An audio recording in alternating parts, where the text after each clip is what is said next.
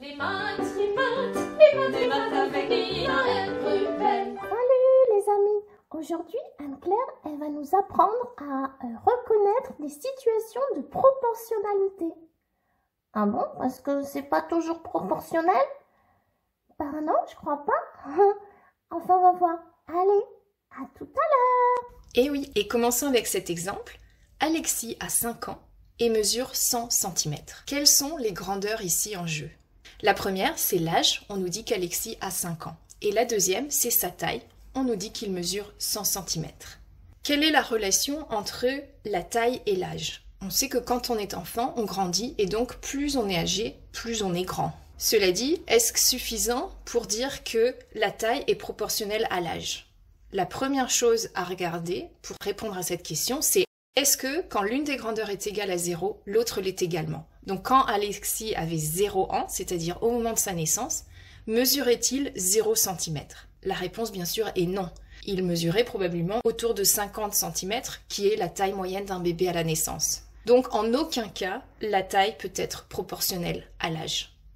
Voici un deuxième exemple. 2 heures après son ouverture, le musée avait accueilli 40 visiteurs. Nous voyons ici que les deux grandeurs sont la durée d'ouverture du musée et le nombre de visiteurs accueillis pendant cette durée. La question que nous nous posons, c'est le nombre de visiteurs accueillis est-il proportionnel à la durée d'ouverture du musée?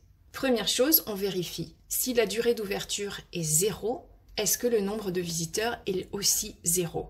La réponse est oui. Maintenant, si le nombre de visiteurs est proportionnel à la durée d'ouverture, alors on voit que chaque heure, le musée doit accueillir 20 personnes. Donc après 1 heure, 20 personnes. Après 2 heures, 40 personnes sont venues visiter le musée. Après 3 heures, 60 personnes, etc.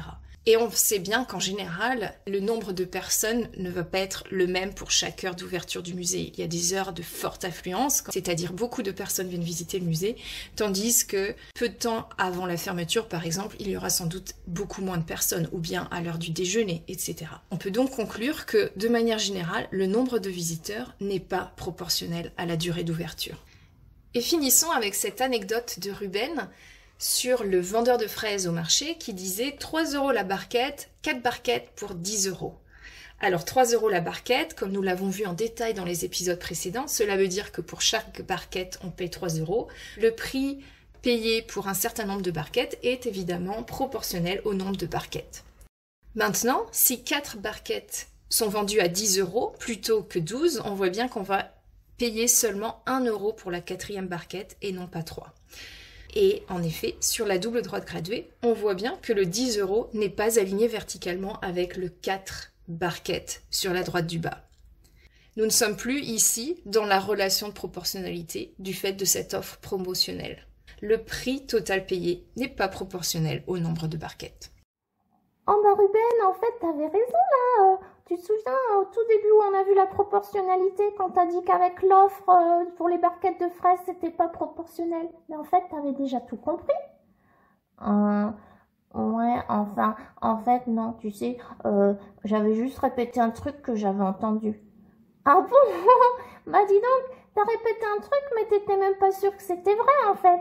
T'imagines si ça avait été des grosses bêtises? Voilà, ouais. Oh, j'aurais eu honte, je crois. Mais là, tu vois, en fait, je suis contente parce que bah maintenant, j'ai bien compris cette histoire-là. Donc maintenant, bah, c'est bon, je vais pouvoir répéter, mais j'ai compris cette fois. Ouais, c'est mieux, hein?